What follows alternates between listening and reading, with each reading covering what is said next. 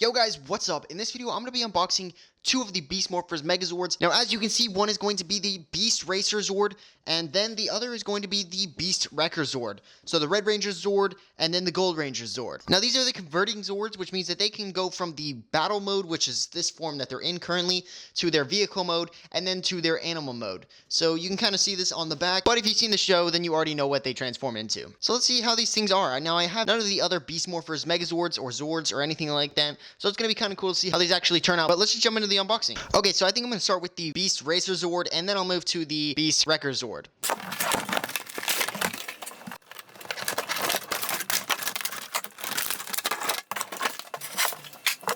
Let's check the movement on this thing first, and then we'll check out the transformations and different combinations that we can do with this thing. Okay, so it actually seems pretty sturdy, honestly. Like, I mean, it's surprisingly sturdy in my opinion, actually. It's not too heavy, but it is decently heavier than it kind of looks like it's quite, like, hollow-ish, like it would just be hollow plastic, but it's actually not. It feels pretty good weight to it. Okay, so I moved you guys closer so that you can see better, and yeah, let's just take a look at this thing. So it looks like the elbows move pretty well. They don't move sideways, they only move forward and backward, and they don't go too far backward. When it is, like, not extended, you can move it sideways as well. There's, like, a little rotating piece up here that allows it to rotate around on, like, right above the elbow-ish area. Now, the arm movement is pretty good. It looks like it goes all the way around completely, as you can see there. Both are almost identical, if not literally identical. This head does seem to be popping off quite a bit. I'm not sure why, but that's kind of annoying. I guess we'll see if it has some other way to keep it in better in a second when we look at the combinations. The hand does not rotate at all, it looks like, so that's kind of unfortunate, but you can kind of just move the arm if you wanted to rotate it, so that kind of works, I guess. But yeah, no hand rotation, just the, like, elbow area. And then there's, like, a bunch of moving pieces, like, I believe this thing moves. Yeah, this piece moves up here. You know, that's for changing the combinations, which I'll, show more in a second. Now, as for the head, let's see how much it can move. It looks like it doesn't rotate up or down, but it looks like it just rotates sideways. It does come out a little bit, but I guess the Megazord form has it higher up, and then you can rotate the head a little bit more when it's like this. And it goes up and down, but it doesn't just, like, fall down, even when you, like, kind of shake it. So it's actually pretty good that the head doesn't just automatically fall back down. When you're done holding it up here, it stays up here, actually. And you can just push it back down and have it down into this form. Now, the little spike at the very tip, it is able to move up and down. And yeah, here's a closer look at the rotation of the head. Let's see if it can rotate all the way around. So it can rotate all the way around completely. Now I just realized I was showing you guys with, like, the head a little bit disformed because you can move these eyepieces back, apparently. So that's got to be for a different sort of combination. And then you can kind of see here what I'm talking about with the moving piece that moves up and down. Now, I actually just started on the Gold Zord, and I wanted to move back to the red one really quickly because I noticed that I didn't really say that the waist actually moves. You can move the waist completely around. So, yeah, let's look at the legs here. It doesn't look like they do move directly from, like, the knee area, but they do have a joint here at, like, I don't know, like, I guess that is kind of like the knee, but it's super long bottom of the leg and then very, very small top. So let's move the arm so that you guys can actually see that. You can rotate it to the side, to forward, but the legs seem to be pretty much identical. There is no forward movement on the leg, so you can't move the leg forward at all. There's only two positions that you can have the leg: very bottom, like this, just standing normally, or at the top like this. And let's look at the feet really quickly. So I'm gonna guess, because this looks like the front of the car part, these are gonna go down. So let's try to do that. Oh yeah, they do go down. It actually looks like they split kind of too. If you guys have, like, the foot full or normal, it's like this, and then you can move it down, and this front part down right here, and then this back part stays up a little bit. I'm not sure why that happens, but then you can move the foot all the way down. It does not move up at all from this position. You just got to move it down or back to this position. So only really those two positions, although you can rotate it in the center. So, like, if you want to have him, like, on his tippy toes or something, you can do that with this. Interesting, and both feet appear to be the same. Now let's look at the sword really quickly. It looks actually pretty close to the way that it does in the show. And oh yeah, it looks like you can rotate the sword forward and backward too, and you can go all the way down, it looks like, to, like, this. So from the top to down to here, and yeah, that's pretty far down, honestly. I would assume that's for another combination. So yeah, and let's put it into his hand really quickly. Okay, so it does go all the way down into the hands completely. At first, I kind of thought it wasn't going to, but it actually does. Just takes a little bit of pressure, not even too much. And yeah, let's see how hard it is to get out.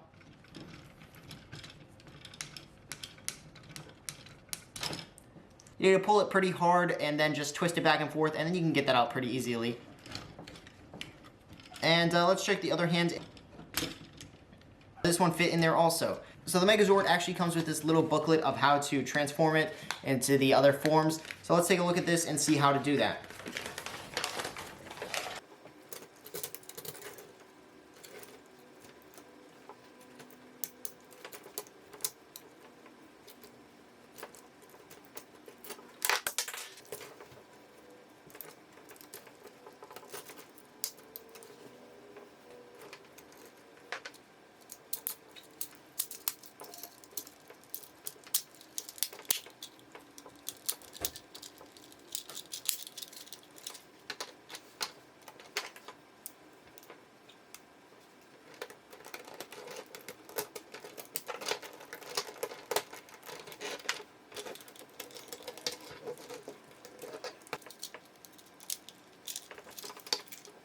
Okay, so now it is in the card form or vehicle form, and it was actually a pretty easy transformation. If it's going to be a child making this, they may need a little bit of help, but not much. It was actually super quick.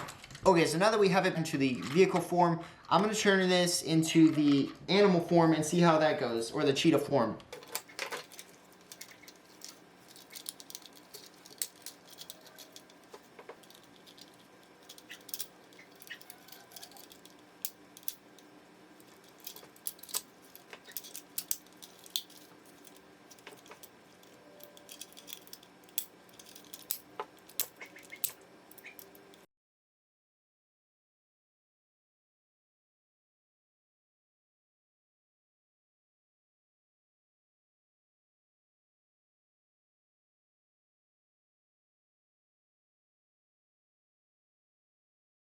Okay, so now we have it into the cheetah form, and it was actually also still a really easy transformation.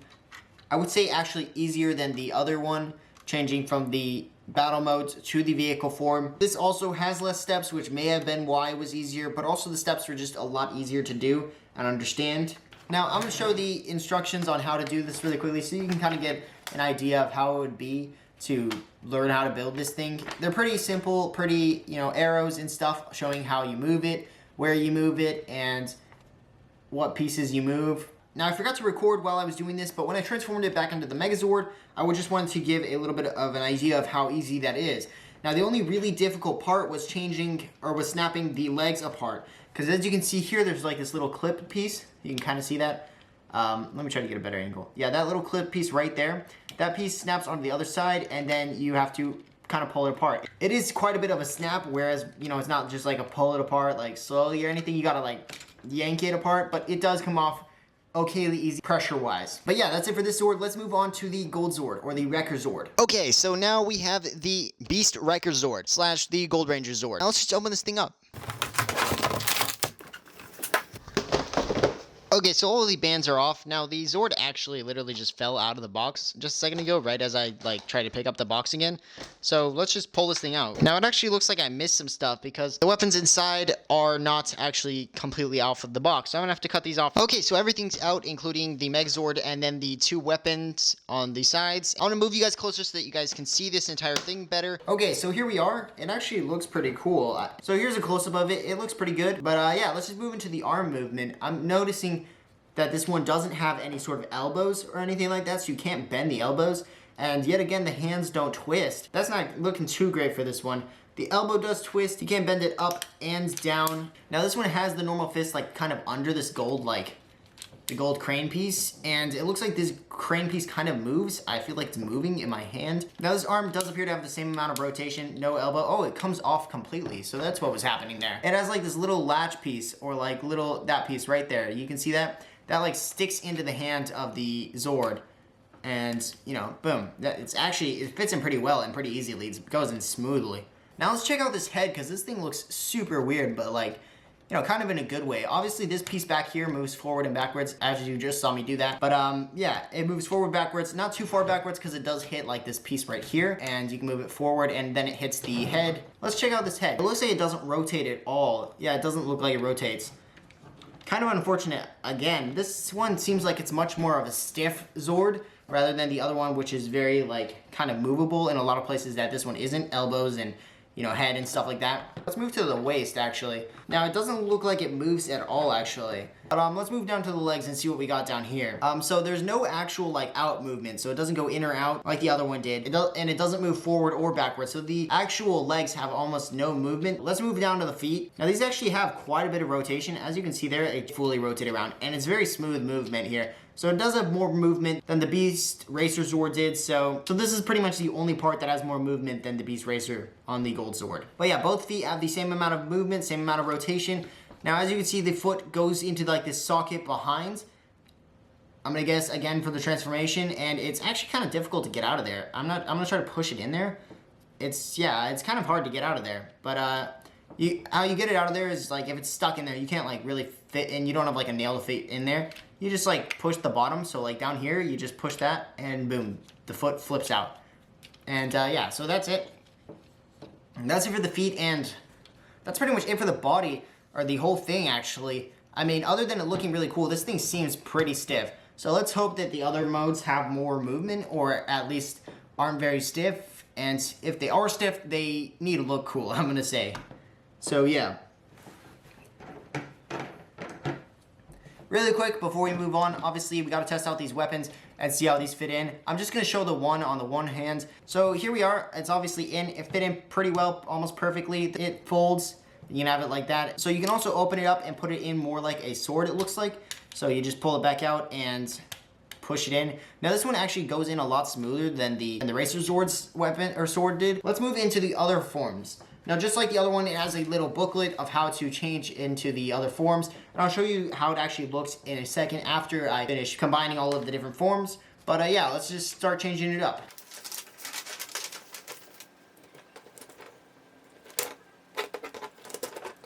Okay, so really quickly, I just want to mention that to get these arms out, you got to put quite a bit of pressure on there to just like really snap it out. It's a pretty big snap, and it's just like, boom. So it takes quite a bit of pressure. Just wanted to mention that really quickly.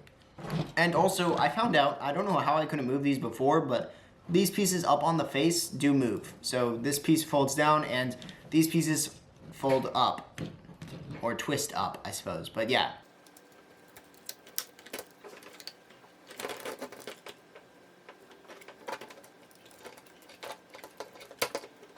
Also, guys, really quickly in the middle, to pull the waist and the stomach apart, you have to press this little button. This little blue piece right here is actually a button, so you press that, and then that triggers this thing inside. I don't know if you can really see that, but that is moving right there. So that's how you actually get this off the waist.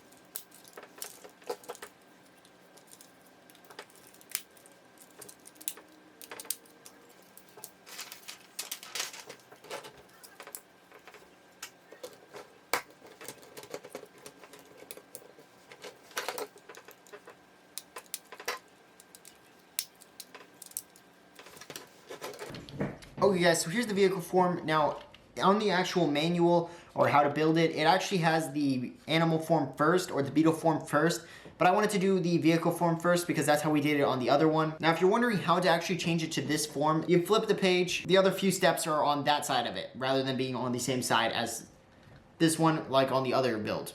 But yeah, this and the beetle are actually extremely close. It's just really the crane that changes it, and then the swords barely change it. You just have to kind of like move where they are. But yeah, so I think this looks pretty cool actually. It's very much like a tank, which is why I really actually like this Zord.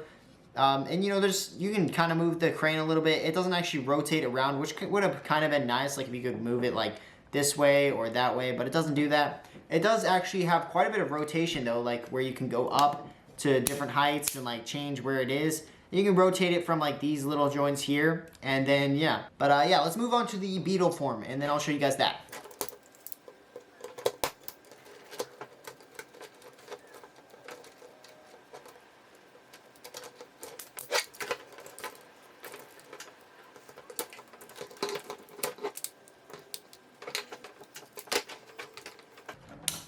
Okay, so here we are, guys, the beetle form.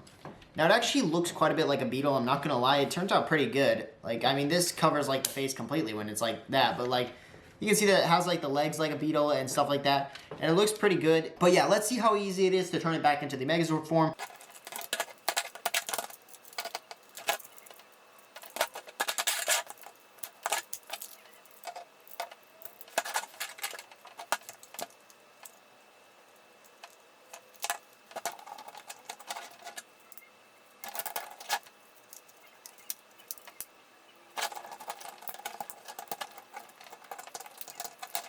Okay guys, so now it is back in the battle mode form, and this was actually super easy to transform back into. It's definitely a lot easier than transforming it to the vehicle form or the animal form. But yeah.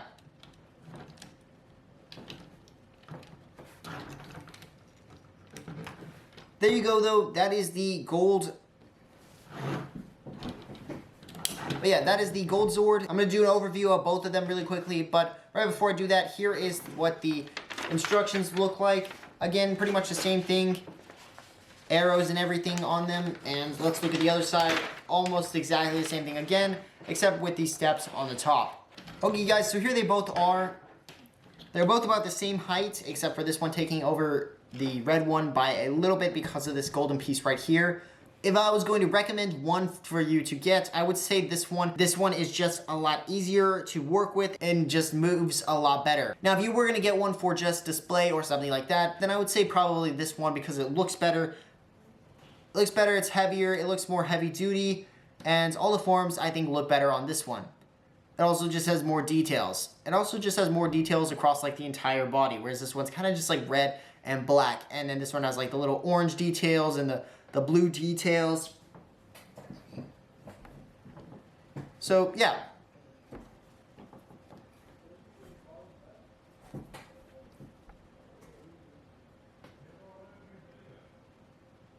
Now, it really is up to you, but I'm gonna...